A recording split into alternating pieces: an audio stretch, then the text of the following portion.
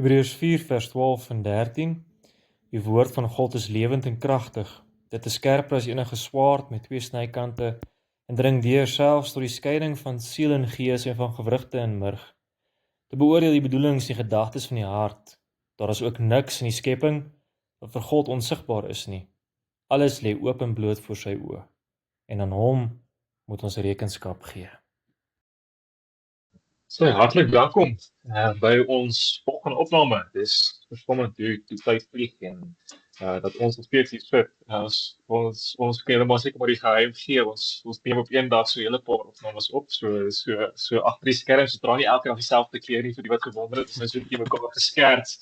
Die mense gaan dink ons is arm, ons dra net dieselfde klere. Maar nee, ons neem 'n paar een dag 'n paar opnames op wat bietjie korter is vir julle om ook baie makliker daarna te luister op julle tyd, maar ook ja, goed aandag te kan gee. Dat mense nie oorweldig met die knop te nie, maar weer eens welkom. Dis weer ek en Roan en ons gaan die volgende vraag anders die volgende gesprek voortsit en die gesprek is ja, hoe is God drie persone maar tog een wese? En dis 'n ewig groot gesprek met een wese. Kom ons verduidelik dit net. God in sy wese is die volle omvang van wie hy is. Die geestelike van wie die Here is. Sy grootheid in die hemel net so op die aarde. En dit is nou waarvan ons praat van wese. Hy is een God, maar tog drie persone, drie maniere hoe hy homself openbaar het, as die Vader, as die Seun en as die Heilige Gees.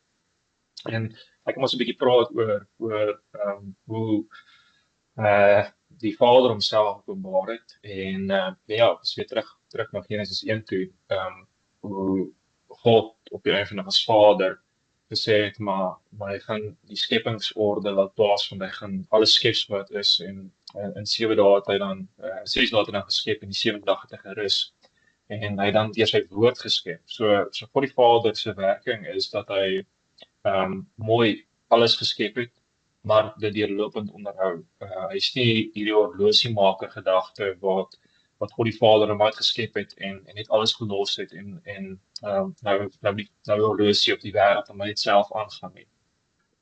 God die Vader is elke dag nog self besig om te sorg in die manier hoe ons dag vir dag kry en die manier hoe ons die geskiedenis se hand in ons lewens kan raak sien. So God die Vader is die ene wat alles geskep het, maar ook dit daaroor regeer, seker maak alles vind plaas wat moet plaasvind en dan natuurlik dit ook onderhou om seker te maak dat alles voortgaan soos God dit ook ingestel het. En ja, ek dink dit is iets pragtig wat mense dan sien van God die Vader.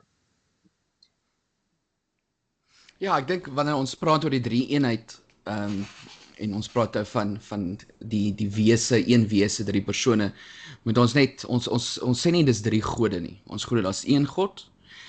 Deuteronomium 6 vers 4 wat sê, luister Israel, die Here is ons God, hy is die enigste Here, of hy is een. So ons kom nie en sê daar's drie gode nie, ons sê daar's een God. En soos ons ook in gister se opname gesê het, dit maak nie logies sin vir ons om te sê daar's een God, drie persone nie, maar dit is hoe hy homself in sy woord openbaar. En Jacques het nou, ja, dankie, het hy vir ons gewys oor God die Vader.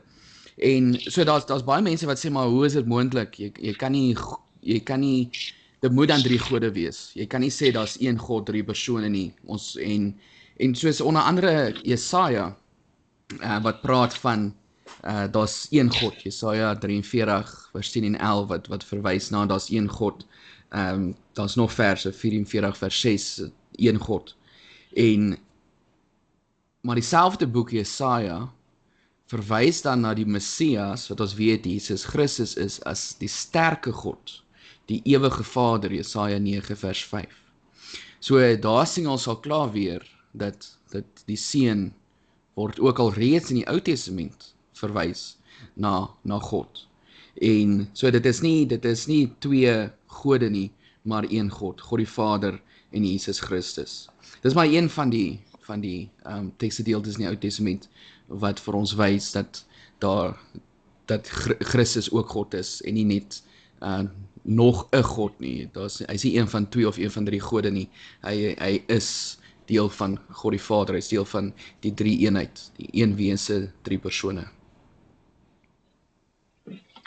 Ja, en ek dink dis so troostryk vir ons dat die Here homself so openbaar, want hy in eerste plek is hy ons Vader, ons hemelse Vader. So as mense dink aan hom as 'n aardse pa wat maar gebrokenheid in hom het nie. Dis ons praat nie van God as Vader, ons volmaakte Vader wat in omstandighede ons luister en ja, ons uitkoms gee en met ons op pad stap, soos ons absoluut troostryke gedagte, maar die belofte dan van Jesus Christus wat moet kom as ons verlosser en ons saligmaker, die een wat ons moet kom red van die sonde, kom red van ons eie ondergang, was nodig gewees van alleenlik iemand wat self mens is, ware sondelose mens, maar ook God was, as die twee nature van Christus, kan ons verlos het van die sonde. En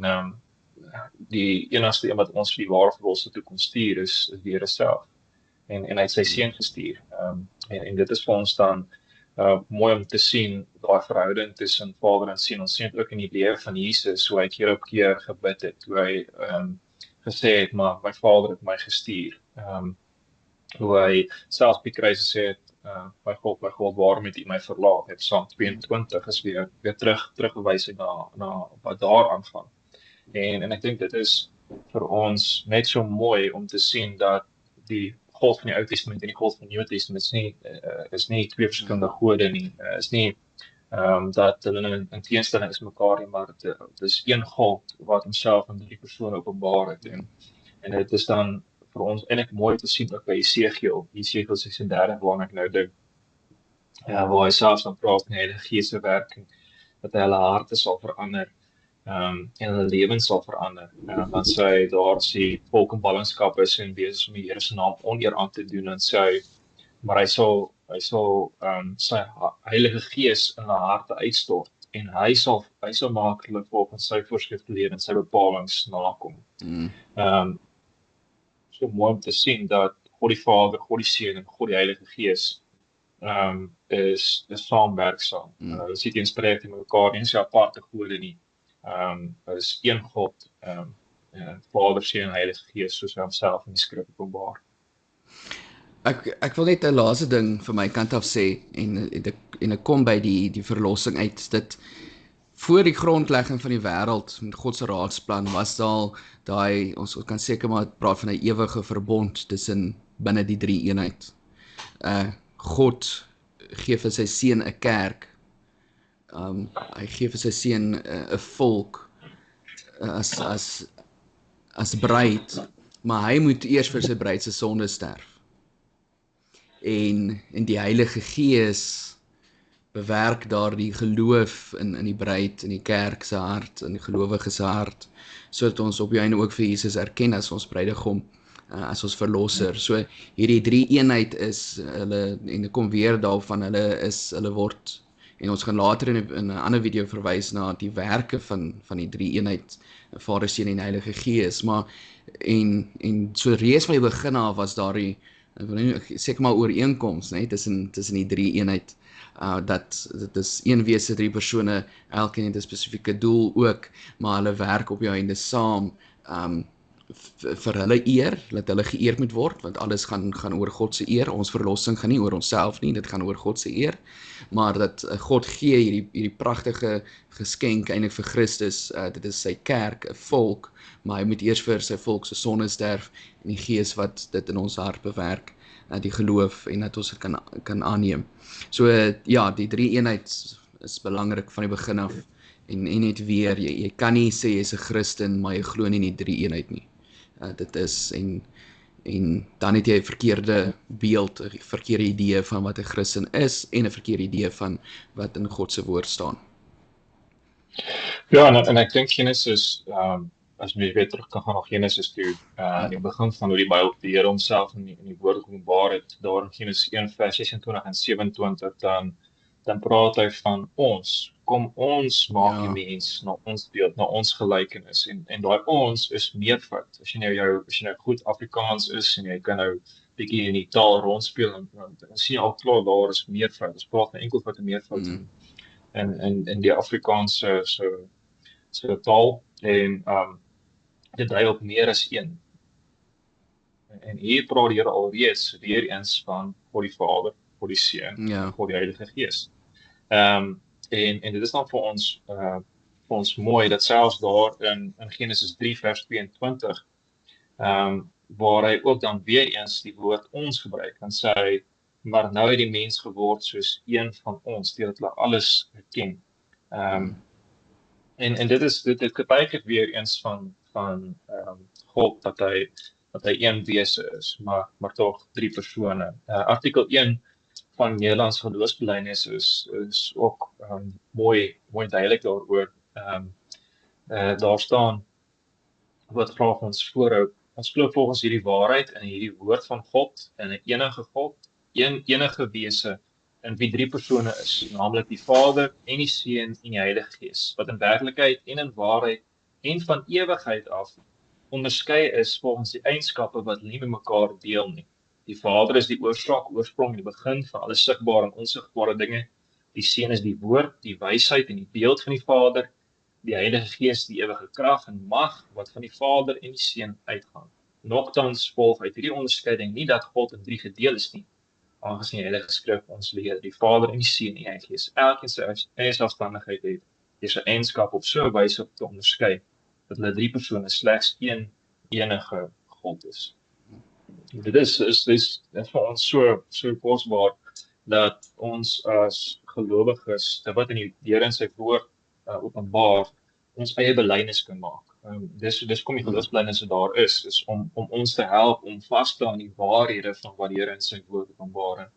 En ek ons as gereformeerdes, ek besef dit al hoe meer by ons hier in Soemep, die gemeente, gebruik nie meer ons belydenisskrifte nie. Ons kinders word nie groot in 'n huishouding waar daar gepraat word oor die verskillende belydenisskrifte en dat hulle vir jou, as jy nou besig is met kursusasie, vir jou soms so op lande kan opnoem nie. Ek weet wat, in ons tyd was dit nog ons redelik so, jou maal het dit goed gegrondves in die huis. Maar ek dink, het is vir ons tyd as gelowiges om terug te gaan na ons geloofsbelijdenisse toe. Om te gaan kyk wat ons daar hoor van ons kerkvaders wel mooi vasgepen het, want al agters geput het die woord van die Here en as ons dit betwyfel, dan kan ons teruggaan in die woord van die Here, wat vir ons die gesagvolle bron is, want dit kom van die Here self af. So, mag dit julle ook help om in julle geloof staan te bly en gebruik dit vir huisgodsdiens. Die geloofsbelijdenis is werklik wonderlik vir persoonlike groei en huishoudelike groei in geloof, dat julle saam as gelowiges in die huishouding waar ook daar wil kom, met vrymoedigheid kan praat oor die Here, volgens wat die Here ook in sy woord openbaar. So mag dit julle ook dan help. Sterkte seën vir die week en dankie Roan, dat jy Dankie. skakel. Gesels weer.